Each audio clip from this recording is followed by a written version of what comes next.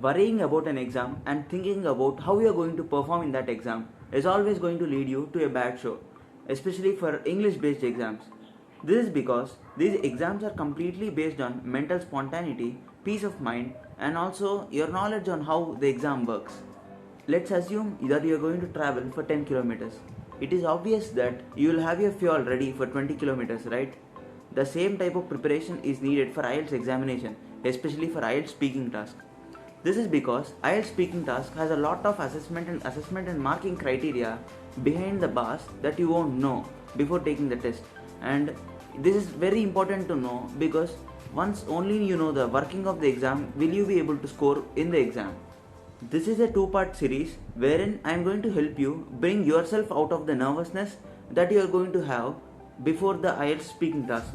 Also, I am going to give you the exam pattern of how IELTS speaking task works, the criteria behind the screen, and also the tips and tricks of how you are going to attend the IELTS speaking task in the best manner ever. So why delay? Let's go into the video.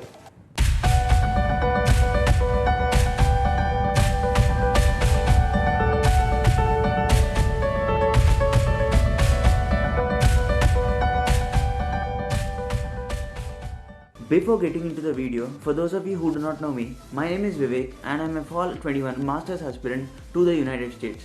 So, coming on to the video, IELTS comes in 3 parts, part 1, part 2, part 3. I am going to explain you how the exam pattern works. Let's go on to see how part 1 works.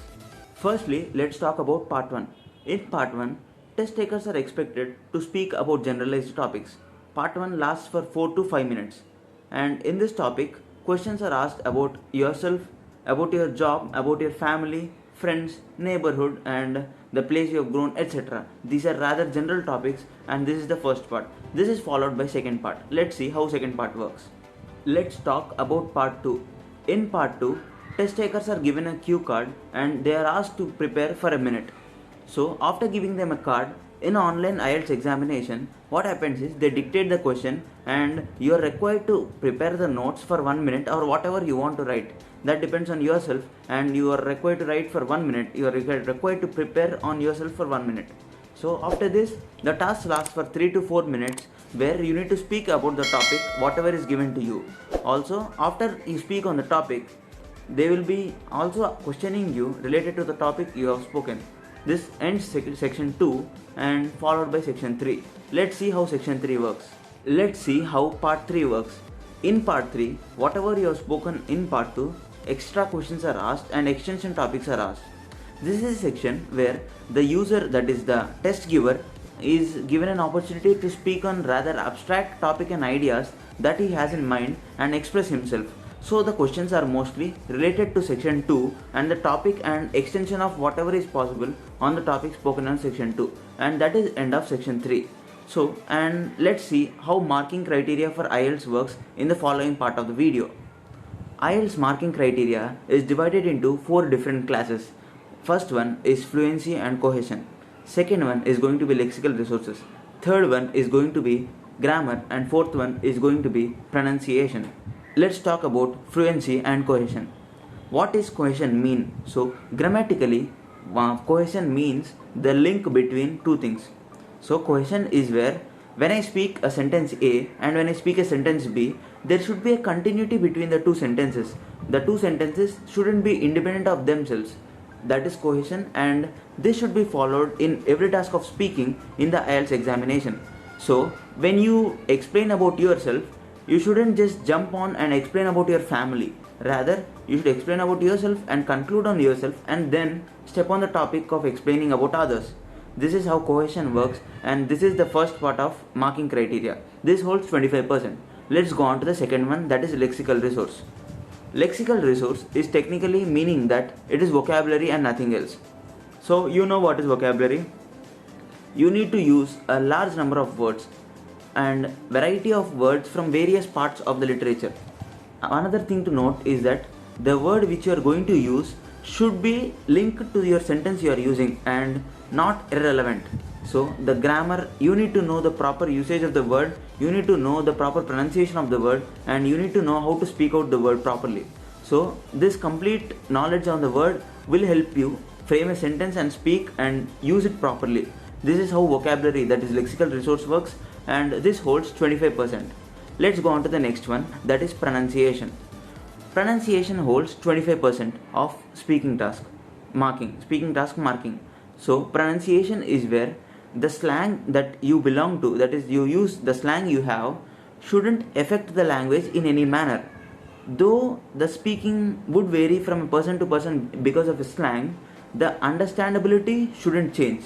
That is, the examiner should be able to understand the whatever you are going to speak completely. And this is how pronunciation works. Let's go on to grammar. That is another 25% of marking criteria. So grammar is where IELTS speaking task is the most complex, because when we start speaking, we speak in a flow, that is present tense and sometimes past tense, and that's it. But what happens is the tester, that is the examiner, is going to expect you to use a wide range of tenses that is present in the English literature, English grammar. So when you start explaining something, you need to create a story or lay a basic foundation from the past tense, which would flow on to present tense and which would continue to the future tense as well. What you need to note is that apart from the present, past and future tense, there are subtenses as well. For example, perfect, past perfect, present perfect, future perfect, and similarly continuous or participle as well. So using the past, present and future, participle, continuous and perfect, you need to be able to construct a proper story and deliver your speaking task properly. And this is how your grammar ends, and this concludes for another 25% of your examination. So I have covered what are the 4 different marking criteria for your IELTS examination, and let's revise what are the 4. First one is fluency and cohesion, which stands for 25%. The second one is lexical resource or vocabulary, which stands for another 25%. Another one is grammar, which stands for another 25%. Other one is going to be pronunciation, and that is for 25%. Each marking criteria stands for 25%, and this is how you are completely evaluated for your IELTS examination. One more thing to note is that IELTS has officially released a blueprint of how speaking tasks should be marked, and that is called band descriptors, wherein for each band, for example 9 or 8 or 7, they will be giving an explanation how the person might be answering the complete speaking evaluation. So based on the person's traits and how he has answered, they will be grading the person. So depending on that, they will be giving him a score of 9 or 8 or 7, etc. So I'll share my screen and we will see together how the band descriptor work, and it will give you an idea on how you need to score 9 and how you need to perform to score that particular band. So let me share the screen. Starting on with fluency and coherence. Here, for example, let's see for example of band 9. Here they explain that for fluency and coherence, the person needs to speak fluently with only rare repetition or self-correction. So when I speak this video for my YouTube channel, I often make mistakes, and I'll be given an opportunity to cut the video or repeat my mistakes in the same sentence. That should not be done in the IELTS speaking task, and you should be spontaneous. That is what I have mentioned in the starting of the video. So even here they explain that band 9 person should expect only rare repetition and self-correction and nothing else. So he shouldn't have rare repetition or self-correction in any manner. Also, there shouldn't be any hesitation in content related rather than grammar words. So the person shouldn't face any hesitation instead of in grammar related issues, but he can face an hesitation in content related issues. So similarly, just as I analyzed these 2 points, you need to analyze on every point present in the 4 different criteria of marking. For example, fluency and coherence for 9 give you few descriptions. Similarly, for lexical resource, they give you few descriptions. Also for grammatical range and also for pronunciation. So for each different criteria, each band has different marking scheme.